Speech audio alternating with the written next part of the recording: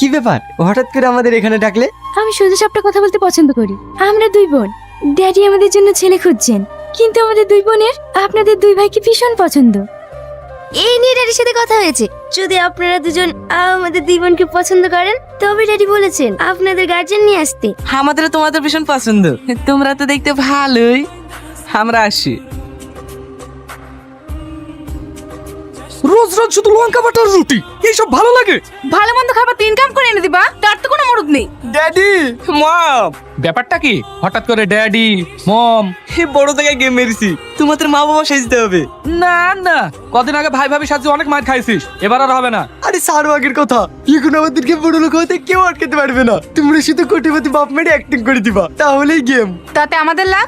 এই কাজটা করলে তোমরা 50,000 টাকা পেয়ে যাবা।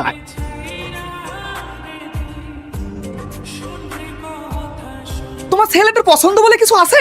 পৃথিবীর সব জায়গা থাকলে এই ভিখারির বাড়ির মেয়েকে পছন্দ হলো? এটা বাড়ি না পায়রার খাঁচা? চুপ করো, এসব পিলা হইতে এসে না পয়েন্ট এসে। ছেলে পেলে ভুল করলে কি করবা বলো?